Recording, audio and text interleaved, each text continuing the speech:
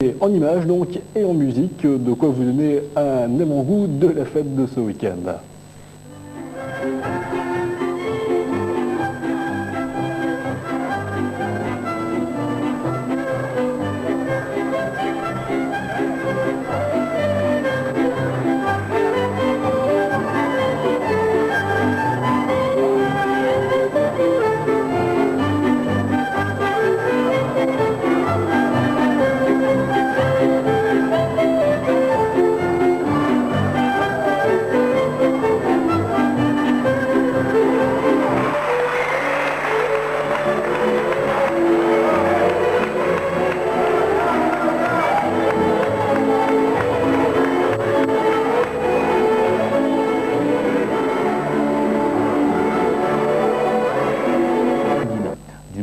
À la Chine, en passant par la Belgique ou l'Ukraine, en route pour un tour du monde en dansant. C'est plein de musique, de rythme et de couleurs, c'est fait de fantaisie, d'humour et d'émotion, et c'est d'abord le fruit d'un long travail pour acquérir la souplesse, la force et l'équilibre nécessaires. C'est de la danse et c'est beaucoup plus en même temps. 3 jours durant, Saint-Guilain vibre à l'unisson des 400 danseurs et musiciens venus des 4 coins du monde pour fêter ce 10e anniversaire du festival folklorique de Saint-Guilain qui chaque année croît et embellit. Ambassadeurs d'autres pays, d'autres cultures, les 8 groupes folkloriques présents à Tertre offrent une image du monde pour une fois plaisante et fraternelle. Et même si folklore rime avec tradition et que la tradition a parfois des relents nationalistes, ici en tout cas c'est la découverte de l'autre qui prime. We join together all the groups and we have fun and we dance, we learn so dances from other countries that we hadn't imagined other times that we could learn, like Chinese dances or Argentina. And pretty girls. And pretty girls. Oh yes, especially from the east side of Europe, Slovakia and.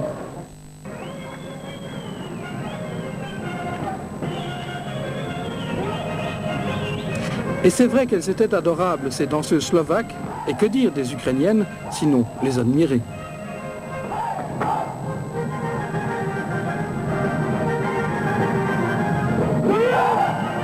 Un 10e anniversaire, cela se fête, et Spot Cagnier, le groupe organisateur, a misé cette fois, plus encore que d'habitude, sur l'exotisme. Objectif atteint? Un bilan d'abord extrêmement positif sur le plan de la qualité de groupe.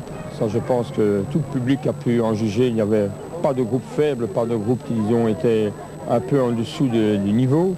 Tous les groupes que nous avons présentés au festival pour ce 10e anniversaire sont vraiment d'un très bon niveau.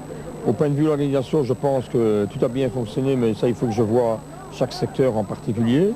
Au point de vue entrée, bon, on espère que demain, on fera encore un petit peu mieux qu'aujourd'hui, mais le bilan est quand même positif. Est-ce que le fait d'avoir misé sur des groupes un peu exotiques comme l'Argentine, tout ça, est-ce que ça a payé? Pas encore assez, je pense. Pas encore assez. Je pense qu'il y a au niveau du public encore un gros effort de persuasion du fait que ces spectacles sont vraiment très jolis, très beaux. En fait, il faut que les gens le voient une fois pour venir après au festival. La preuve, le lendemain dimanche, il y avait le double de spectateurs. L'audace paye et Daniel Koustri compte bien poursuivre dans cette voie.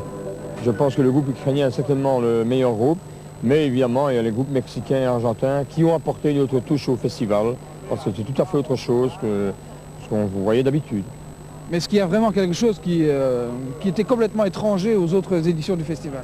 Oui, aussi la Troupe de Chine quand même qui a apporté une note pas tellement folklorique, c'était vraiment un ensemble presque professionnel, je dirais. C'est classique, mais ça a apporté autre chose, je pense, au festival. Est-ce que vous allez continuer dans cette voie? Est-ce que vous avez déjà des idées pour l'année prochaine? Oui, il y a déjà pas mal d'idées, on a des contacts, je pense qu'on peut le dire, même si ça n'aboutit pas, parce que tous les contacts ne peuvent pas aboutir, avec le Ballet national de Haïti, avec la Biélorussie et avec l'ensemble municipal de Séoul, donc la Corée du Sud.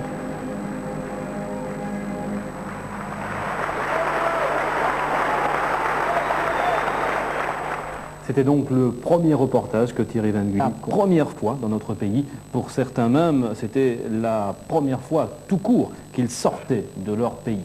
Logés dans des familles de la région, accueillis aux quatre coins du pays, ils vivent avec ce festival une expérience tout à fait unique. Impressions et souvenirs recueillis au micro de Thierry Van Gulik.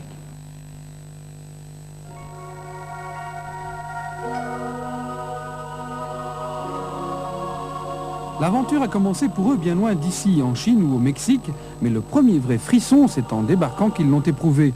En arrivant à Zaventem, la plupart d'entre eux découvraient un nouveau monde.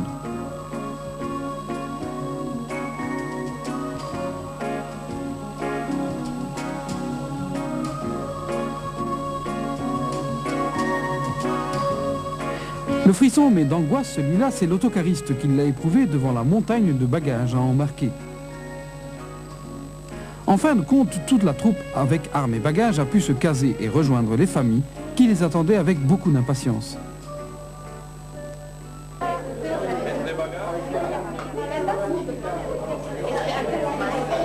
Premier contact un peu timide d'abord, et puis la chaleur naturelle des Mexicains fait vite fondre la glace.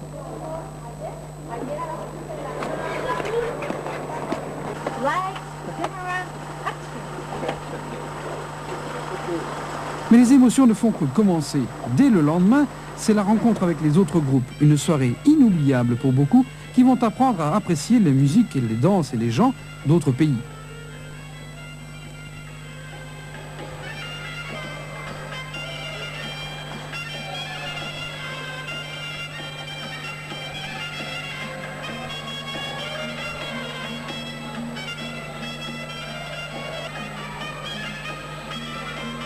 Mais il n'y a pas que le plaisir au programme, puisque dès le lendemain de leur arrivée, certains groupes répétaient déjà avec acharnement, comme les Argentins par exemple.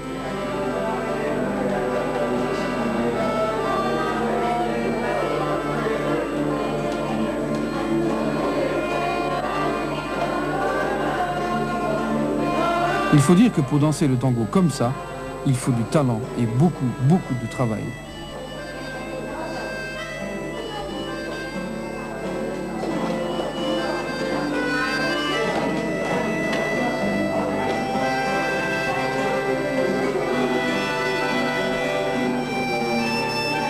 Auprès de tous ces jeunes, manifestement, l'accueil à la belge, à la côte. ¿Cuál es la cosa que les ha más gustado en Bélgica o más sorprendido? La gente, todo, la gente. ¿Por qué la gente? ¿Qué pasa con las familias? Muy buena, Son buenos. muy buena gente. Très très gentils. Très gentil. Très gentil. Très gentil. 这一次代表中华人民共和国能参加贵国的这次民间艺术节，我们感到非常的荣幸。 Nous sommes très contents pour participer au festival en Belgique, puisque maintenant nous sommes très contents de loger chez les familles, et puis nous trouvons les Belges sont très sympathiques, et puis les gens sont très gentils pour nous.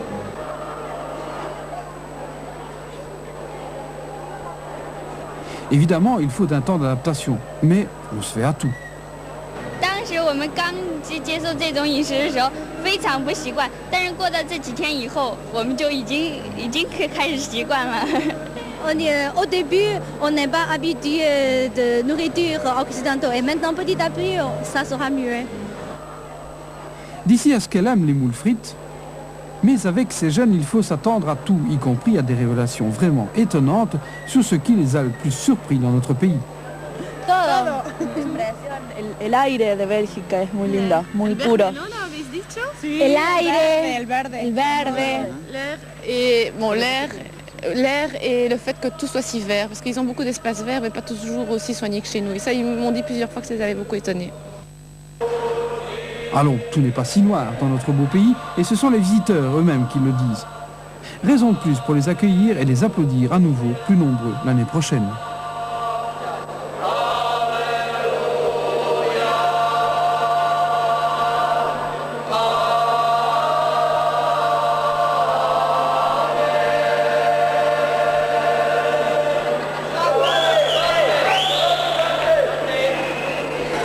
En tous les cas, j'ai l'impression qu'ils ont bien apprécié nos bières de la région. Sur ce petit clin d'œil charmant, car ce genre d'initiative...